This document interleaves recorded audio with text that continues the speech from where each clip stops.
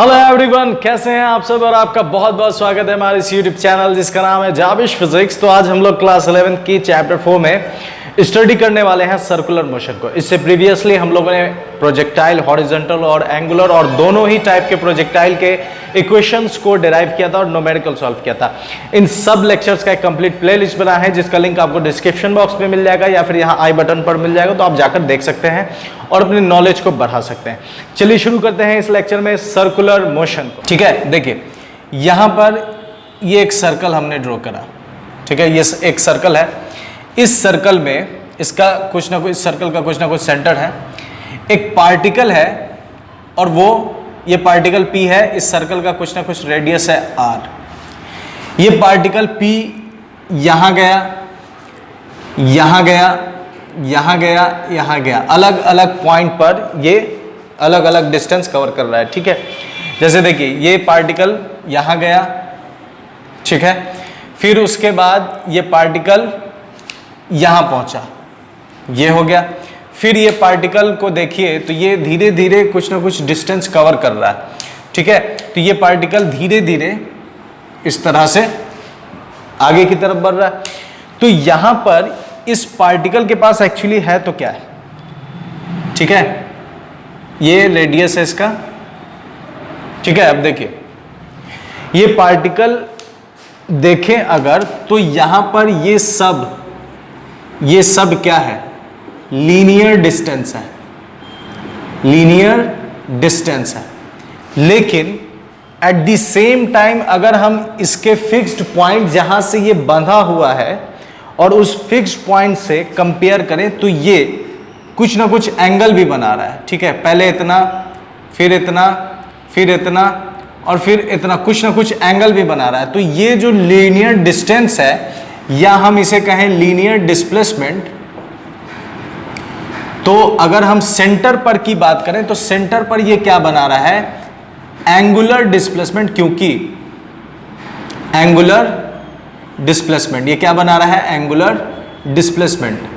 चूंकि ये एंगल बना रहा है सेंटर पर, इसका मोशन एक एंगल फॉर्म कर रहा है सेंटर पर, इसलिए इस सर्कुलर मोशन को हम एक और नाम से जानेंगे, एंगुलर मोशन। ठीक है, अब देखिए सर्कुलर मोशन क्यों है, क्योंकि इसका जो छोटा छोटा लीनियर डिस्प्लेसमेंट का छोटा छोटा टुकड़ा, ठीक है, छोटा छोटा टुकड़ा क्या कर रहा है, एक सर्कल फॉर्म कर रहा है। इस वजह से अल्टीमेटली जब हम इसके पूरे पाथ को, इस छोटे छोटे टुकड़े को एक एज ए होल देखेंगे तो हम ये देखेंगे कि ये एक सर्कुलर पाथ है। ठीक है, ये एक सर्कुलर पाथ है, इस वजह से इसका मोशन कैसा है, सर्कुलर पाथ के लॉन्ग है, इस वजह से इसके मोशन को कहेंगे कि ये सर्कुलर मोशन है। दूसरी चीज ये कि जब ये मूव कर रहा है तो एट द सेम टाइम इसके सेंटर पर, ठीक है, सेंटर पर एंगल भी फॉर्म हो रहा है, इसलिए एंगल भी फॉर्म कर रहा है, इसलिए इसको क्या कहेंगे, एंगुलर मोशन।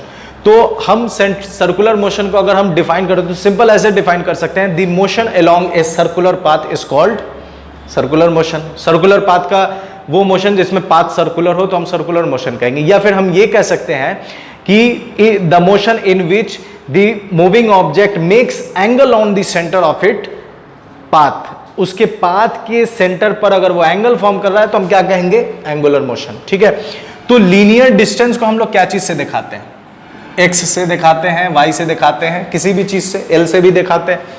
एंगुलर डिस्प्लेसमेंट, तो एंगुलर डिस्प्लेसमेंट एक्चुअली में क्या है, एंगल है, और एंगल का सिंबल क्या होता है, थीटा। तो यहां पर हम एक चीज जानते हैं कि एंगल का फॉर्मूला जानते हैं, एंगल इज इक्वल टू होता है arc by radius.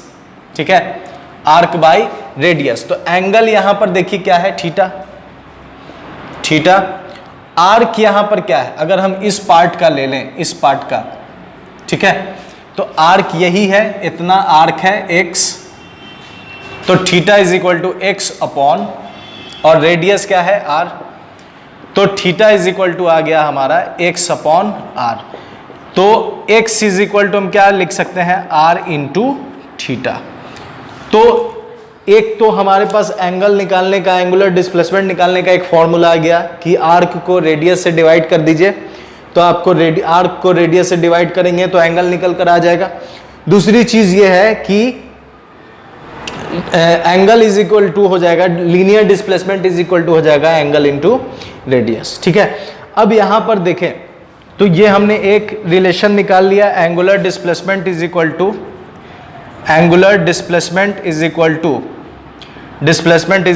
Radius into linear displacement है, linear displacement is equal to radius into angle या एंगुलर डिस्प्लेसमेंट। ये हमने एक फॉर्मूला भी निकाल लिया है। ठीक है, अब इसके बाद देखें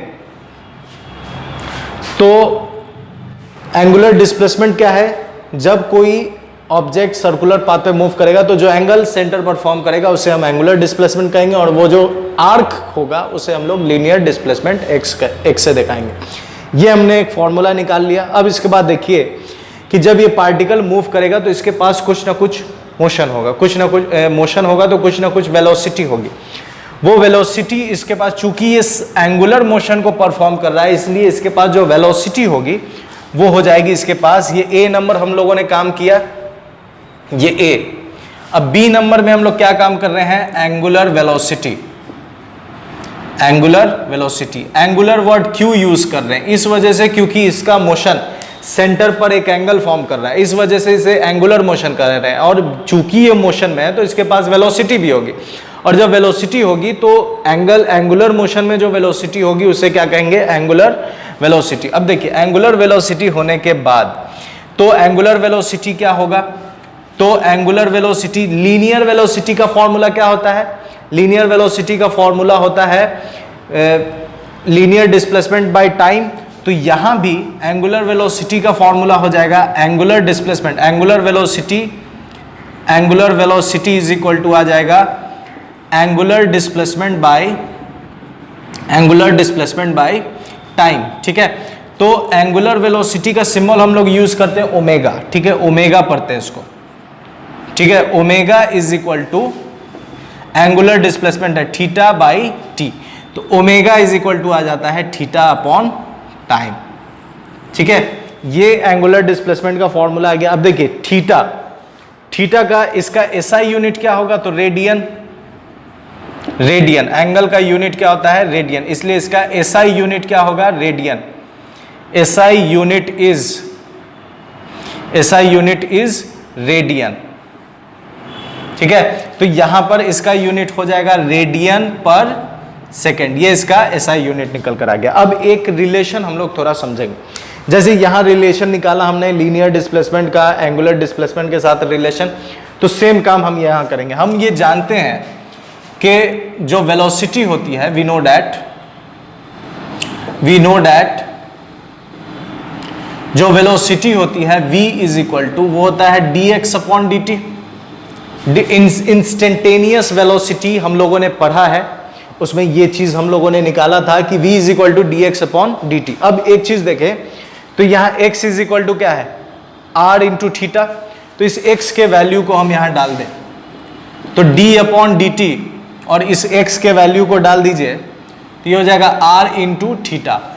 चूंकि r रेडियस जो है ये कांस्टेंट है, रेडियस कांस्टेंट है, तो रेडियस को हम बाहर कर देंगे और ये हो जाएगा d थीटा अपॉन dt। अब आप ध्यान से देखें, थीटा अपॉन टाइम क्या है, ओमेगा, तो v इज इक्वल टू आ गया r ओमेगा। ठीक है, v is equal to r omega. तो यहां पर हम एक और रिलेशन लिख लेते हैं। सबसे पहले रिलेशंस, ठीक है, यहां पर हम क्या काम करते हैं, बॉक्स बनाते हैं और इस बॉक्स में सिर्फ और सिर्फ रिलेशन लिखते हैं। तो पहला रिलेशन क्या निकला, x is equal to r theta, पहला रिलेशन। दूसरा रिलेशन क्या निकला, v is equal to r omega. ठीक है, अब एक चीज यहां समझिए, क्या समझना है कि चूंकि जो किसी भी पार्टिकल के पास, ठीक है, किसी भी पार्टिकल के पास, ठीक है, ओमेगा जो होगा वो सबका सेम होगा। अगर मान लेते हैं कि यहां पर पार्टिकल है और सब ऐसे ऐसे घूम रहा है, बहुत सारा पार्टिकल अलग अलग कंसेंट्रिक सर्कल में घूम रहा है, तो सबका ओमेगा सेम हो सकता है, लेकिन सबका v सेम नहीं होगा। इस वजह से क्योंकि v is equal to r है, तो यहां पर अगर हम एक ये है, एक ये है, एक ये है, तो इन तीनों पार्टिकल का ओमेगा सेम हो सकता है, लेकिन v इस वजह से सेम नहीं होगा क्योंकि तीनों के लिए r के वैल्यू क्या है, अलग अलग है। इस वजह से तीनों का लीनियर वेलोसिटी डिफरेंट हो सकता है, लेकिन एंगुलर वेलोसिटी सेम होगा। ठीक है, जैसे मान लीजिए इसे हम ऐसे ऐसे रोटेट करा रहे हैं, ऐसे रोटेट करा रहे हैं, तो ऐसे जब हम रोटेट कराएंगे इसे, तो इसमें होगा ये कि सब के पास क्या है, सबके पास ओमेगा होगा। ठीक है, ओमेगा सबका कांस्टेंट होगा, लेकिन सबका v क्या होगा, अलग अलग। क्योंकि यहां से अगर देखें तो इसके लिए रेड वाले पर जो पार्टिकल होगा उसका देखिए आप r कितना होगा, कम होगा, फिर ब्लैक वाले पर r ज्यादा होगा, इस वजह से। ठीक है, तो ये हम लोगों ने एक चीज समझ लिया। अब देखिए, तो omega is equal to theta upon time, ये फॉर्मूला हम लोगों ने निकाल लिया। अगर मान लेते हैं कि ये पूरा एक चक्कर लगाता है, ठीक है, वो इसके बाद एक चीज और देख लेते हैं, उसके बाद फिर वो बताएंगे। ठीक है, v is equal to r omega, दो चीज हम लोगों ने लिख लिया। अब तीसरा काम जो हम लोग करते हैं वो है एक्सेलरेशन का। तो एक्सेलरेशन भी कैसा हो जाएगा, angular acceleration. Angular acceleration, angular acceleration क्या है देखिए,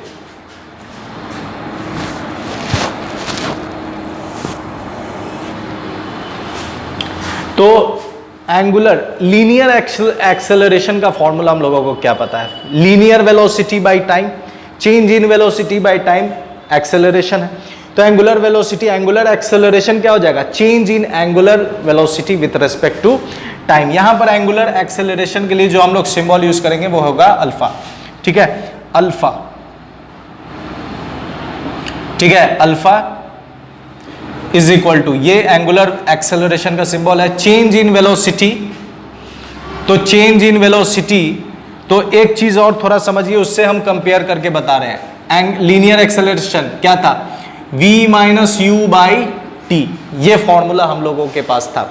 तो v वहां पर फाइनल वेलोसिटी है, u इनिशियल वेलोसिटी, यहां पर मेरे पास तो ओमेगा है, तो इसमें फाइनल और इनिशियल कैसे दिखाएंगे, तो देखिए फाइनल के लिए हम लोग ओमेगा ही यूज करेंगे, लेकिन इनिशियल के लिए यूज करेंगे ओमेगा नॉट बाई टी। ये एंगुलर एक्सेलरेशन का फॉर्मूला आ गया।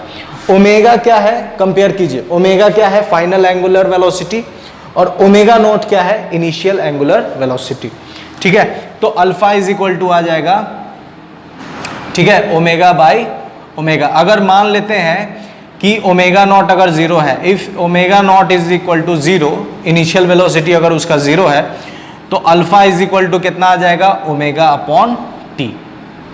ठीक है, इसका ऐसा यूनिट क्या हो जाएगा, तो इसका हो जाएगा रेडियन पर सेकेंड स्क्वायर। जैसे उसका है मीटर पर सेकेंड स्क्वायर, उसी तरह इसका आ जाएगा रेडियन पर सेकेंड स्क्वायर। ठीक है, अब जैसा हम लोगों ने